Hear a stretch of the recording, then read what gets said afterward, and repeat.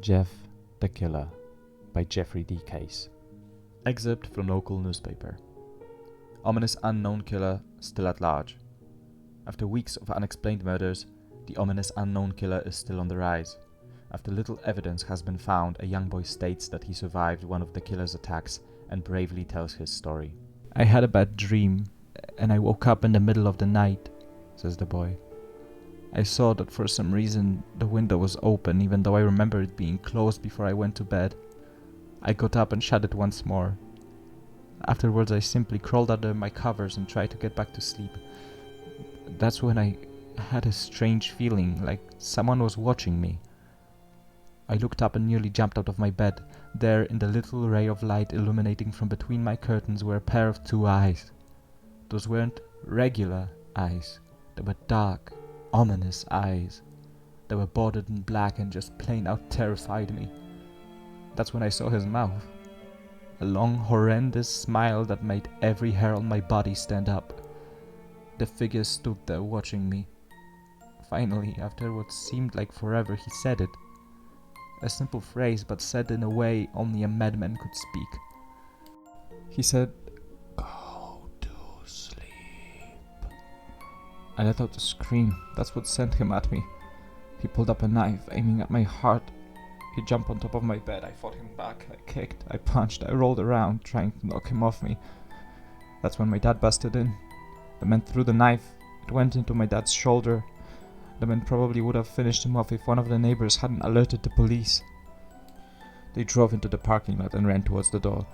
The man turned and ran down the hallway. I heard a smash, like glass breaking. As I came out of my room, I saw the window that was pointing towards the back of my house was broken. I looked out it to see him vanish into the distance. I can tell you one thing. I will never forget that face.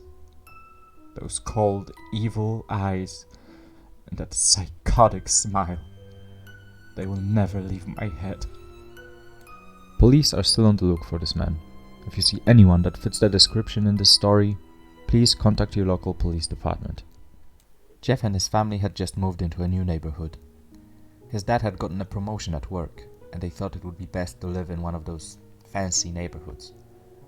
Jeff and his brother Lou couldn't complain though. A new better house, what's not to love? As they were getting unpacked, one of their neighbors came by. "Hello," she said. "I'm Barbara. I live across the street from you. Well, I just wanted to introduce myself and to introduce my son." She turns around and calls her son over. "Billy, those are our new neighbors." Billy said hi and ran back to play in his yard. "Well," said Jeff's mom, "I'm Margaret, and this is my husband Peter and my two sons, Jeff and Lou." They each introduced themselves, and then Barbara invited them to her son's birthday. Jeff and his brother were about to object when their mother said that they would love to. When Jeff and his family had done packing, Jeff went up to his mom. "Mom, why would you invite us to some kid's party? If you haven't noticed, I'm not some dumb kid." "Jeff," said his mother, "we just moved here. We should show that we want to spend time with our neighbors. Now we're going to that party, and that's final." Jeff started to talk but stopped himself, knowing that he couldn't do anything. Whenever his mom said something, it was final. He walked up to his room and plopped down on his bed. He sat there looking at his ceiling when suddenly he got a weird feeling. Not so much a pain, but a weird feeling. He dismissed it as just some random feeling. He heard his mother call him down to get his stuff, and he walked down to get it. The next day, Jeff walked downstairs to get breakfast and get ready for school. As he sat there, eating his breakfast, he once again got that feeling. This time it was stronger. It gave him a slight tugging pain. But once again he dismissed it. As he and Lou finished breakfast, they walked down to the bus stop. They sat there, waiting for the bus, and then all of a sudden some kid on a skateboard jumped over them, only inches above the laps. They both jumped back in surprise. "Hey, what the hell?" The kid landed and turned back to them. He kicked his skateboard up and caught it with his hands. The kid seems to be about 12, 1 year younger than Jeff. He wears an Aeropostale shirt and ripped blue jeans. Well, it looks like we got some new meat." Suddenly 2 other kids appeared. One was super skinny and the other was huge. "Well, since you're new here, I'd like to introduce ourselves. Over there is Keith." Jeff and Lou looked over to the skinny kid. He had a dopey face that you would expect a sidekick to have. And he's Troy. They looked over at the fat kid. Talk about a tabulard. This kid looked like he hadn't exercised since he was crawling. And I, said the first kid, am Randy. Now, for all the kids in this neighborhood, there's a small prize for Basfer if you catch my drift. Lou stood up ready to punch the lights out of the kid's eyes when one of his friends pulled a knife on him. I had hoped you would be more cooperative, but it seems we must do this the hard way. The kid walked up to Lou and took the wallet out of his pocket. Jeff got that feeling again. Now it was truly strong. A burning sensation. He stood up, but Lou gestured him to sit down. Jeff ignored him and walked up to the kid. Listen here, you little punk. Give back my bro's wallet or else. Randy put the wallet in his pocket and pulled out his own knife. Oh, and what will you do? Just as he finished the sentence, Jeff popped the kid in the nose. As Randy reached for his face, Jeff grabbed the kid's wrist and broke it. Randy screamed and Jeff grabbed the knife from his hand. Troy and Keith rushed Jeff, but Jeff was too quick. He threw Randy to the ground. Keith lashed out at him, but Jeff ducked and stabbed him in the arm. Keith dropped his knife and fell to the ground screaming. Troy rushed him too, but Jeff didn't even need the knife. He just punched Troy straight in the stomach, and Troy went down. As he fell, he puked all over. Lou could do nothing but look in amazement at Jeff. Jeff, how'd you... That was all he said. They saw the bus coming and knew they'd be blamed for the whole thing, so they started running as fast as they could. As they ran, they looked back and saw the bus driver rushing over to Randy and the others. As Jeff and Lou made it to school, they didn't dare tell what happened. All they did was sit and listen. Lou just thought of that as his brother beating up a few kids, but Jeff knew it was more. It was something scary.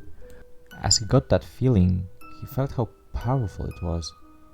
The urge to just hurt someone. He didn't like how it sounded, but he couldn't help feeling happy. He felt that strange feeling go away and stay away for the entire day of school. Even as he walked home due to the whole thing near the bus stop and how he probably wouldn't be taking the bus anymore, he felt happy. When he got home, his parents asked him how his day was, and he said in a somewhat ominous voice, "It was a wonderful day." Next morning, he heard a knock at his front door. He walked down to find 2 police officers at his front door, his mother looking back at him with an angry look.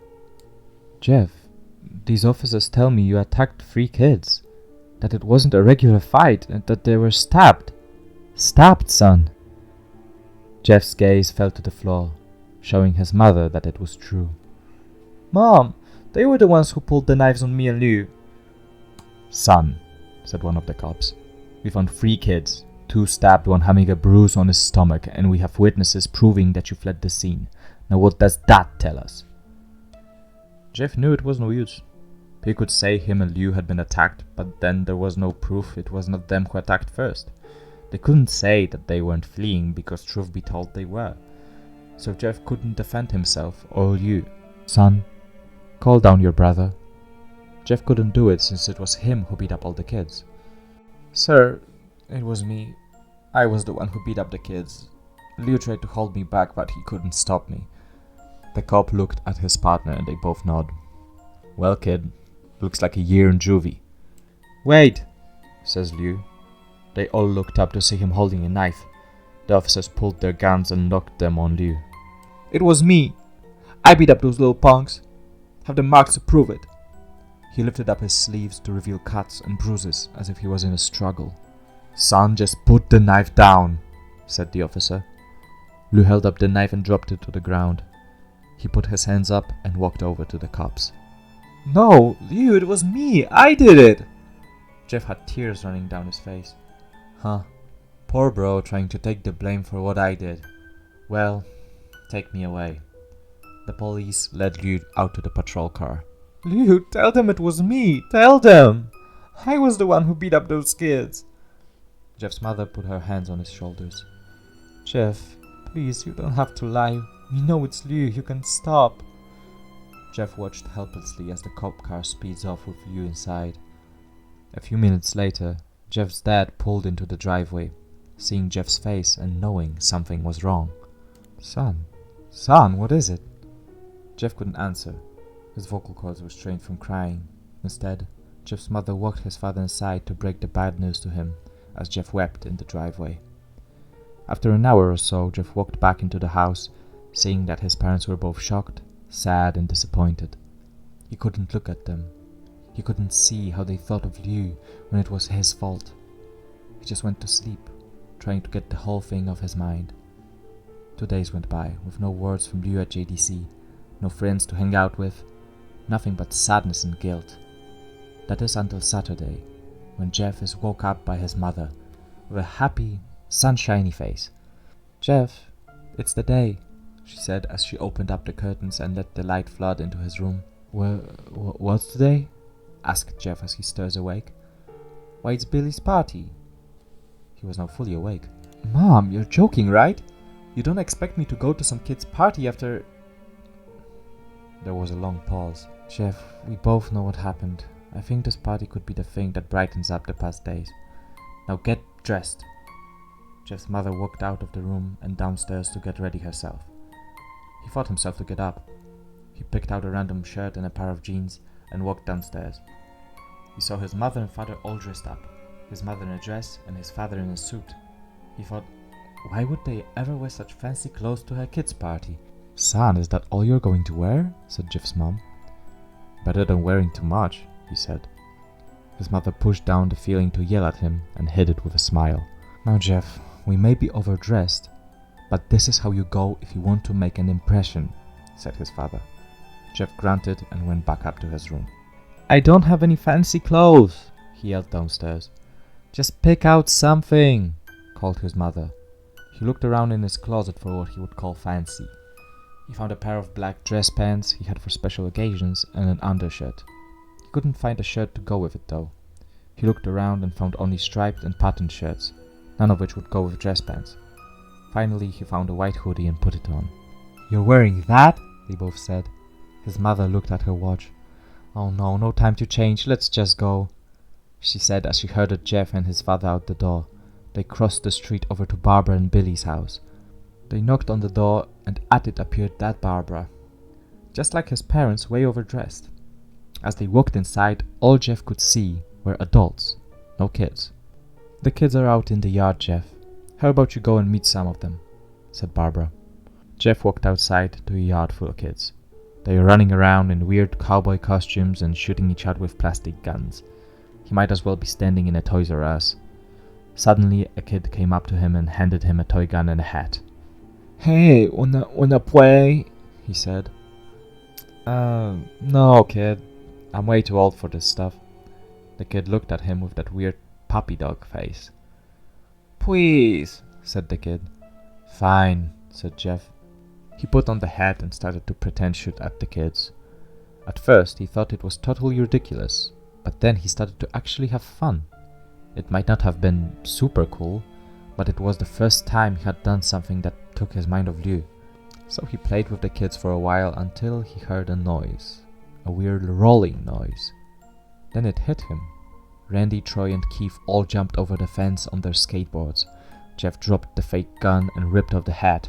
Randy looked at Jeff with a burning hatred. "Hello, Jeff, is it?" he said. "We have some unfinished business." Jeff saw his bruised nose. "I think we're even. I beat the crap out of you and you got my brother sent to JDC. Randy got an angry look in his eyes. "Oh no, I don't go for even. I go for winning. You may have kicked our asses that one day, but not today." As he said that, Randy rushed at Jeff. They both fell to the ground. Randy punched Jeff in the nose and Jeff grabbed him by the ears and headbutted him. Jeff pushed Randy off him and both rose to their feet. Kids were screaming and parents were running out of the house. Troy and Keith pulled out guns out of their pockets. "No one interrupts or guts will fly," they said. Randy pulled a knife on Jeff and stabbed it into his shoulder. Jeff screamed and fell to his knees. Randy started kicking him in the face. After 3 kicks, Jeff grabs his foot and twists it, causing Randy to fall to the ground. Jeff stood up and walked towards the back door. Troy grabbed him. "Need some help?" He picks Jeff up by the back of the collar and throws him through the patio door.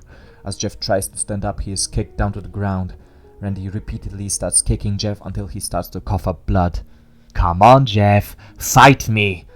He picks Jeff up and throws him into the kitchen. Randy sees a bottle of vodka on the counter and smashes the glass over Jeff's head. "Fight!" He throws Jeff back into the living room. "Come on, Jeff, look at me!" Jeff glances up, his face riddled with blood. "I was the one who got your brother sent to JDC, and now you're just gonna sit here and let him rot in there for a whole year. You should be ashamed." Jeff starts to get up.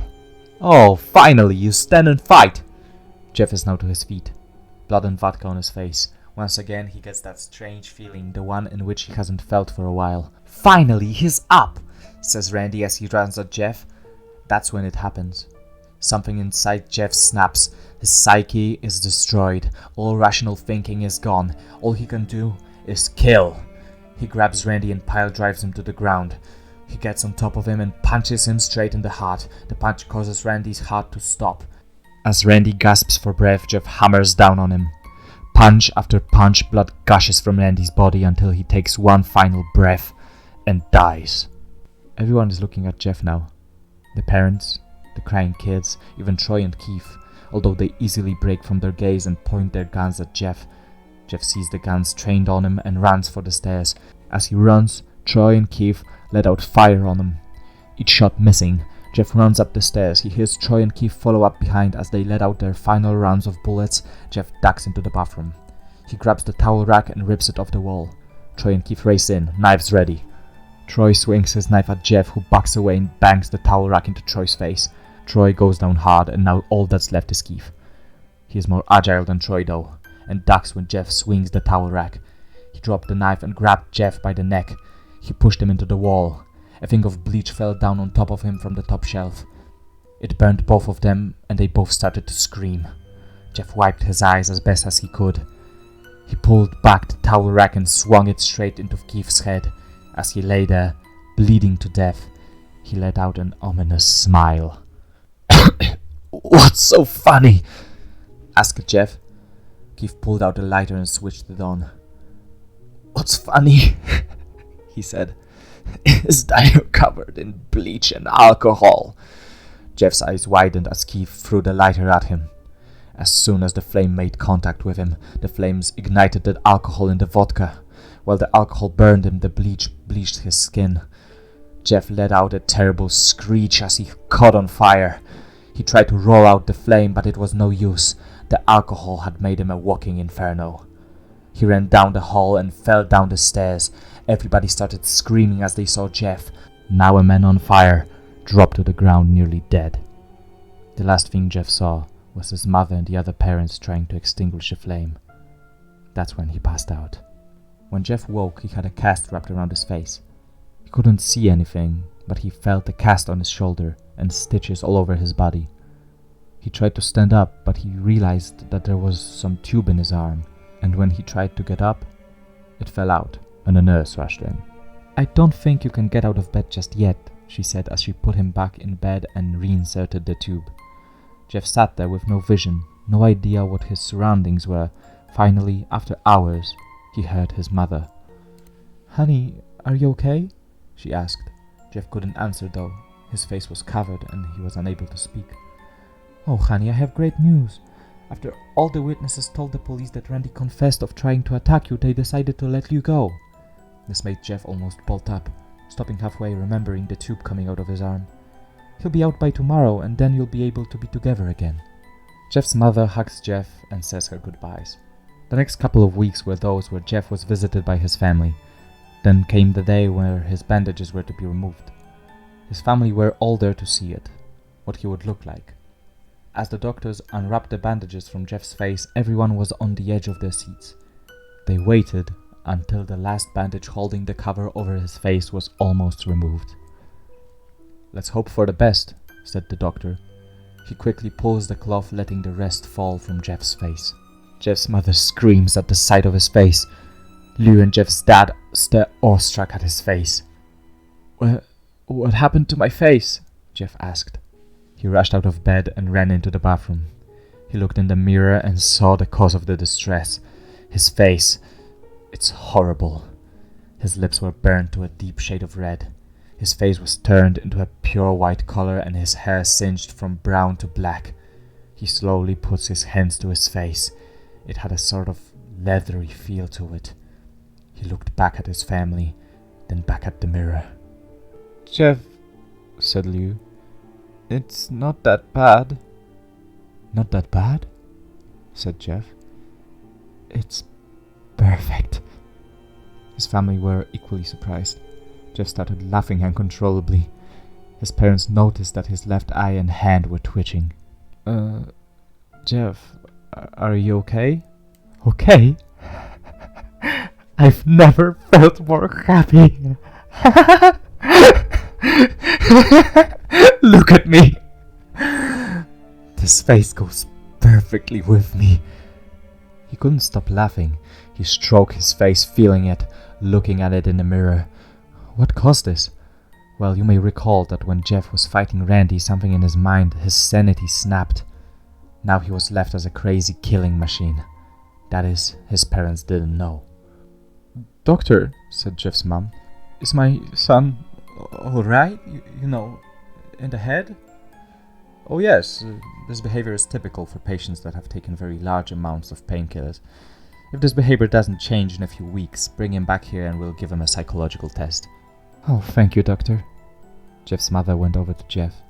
"Jeff, sweetie, it's time to go." Jeff looks away from the mirror. His face still formed into a crazy smile. "Okay, mommy."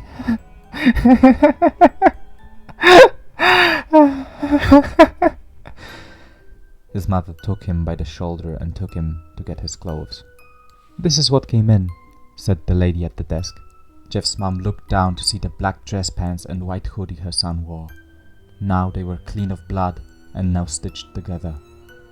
Jeff's mother led him to his room and made him put his clothes on. Then they left, not knowing that this was their final day of life. Later that night, Jeff's mother woke to a sound coming from the bathroom. It sounded as if someone was crying. She slowly walked over to see what it was. When she looked into the bathroom, she saw a horrendous sight. Jeff had taken a knife and carved a smile into his cheeks. "Jeff, what are you doing?" asked his mother. Jeff looked over to his mother. "I couldn't keep smiling, Mummy. It hurt after a while. Now I can smile forever." Jeff's mother noticed his eyes, ringed in black. "Jeff, your eyes!" His eyes were seemingly never closing. "I couldn't see my face. I got tired and my eyes started to close. I burned out the eyelids so I could forever see myself, my new face." Jeff's mother started slowly to back away, seeing that her son was going insane.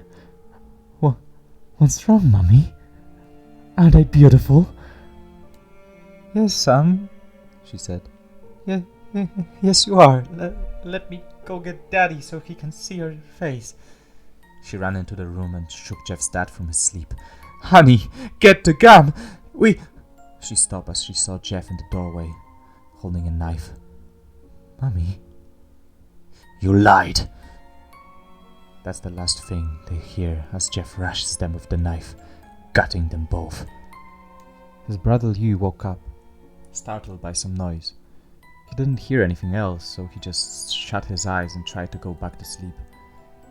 As he was on the border of slumber, he got the strangest feeling that someone was watching him.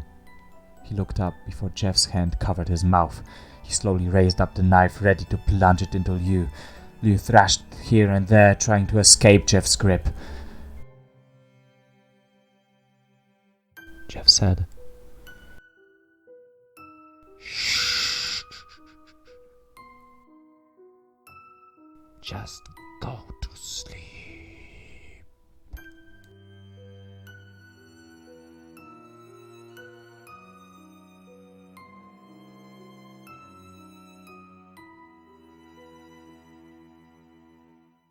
Hi everyone, Jester here.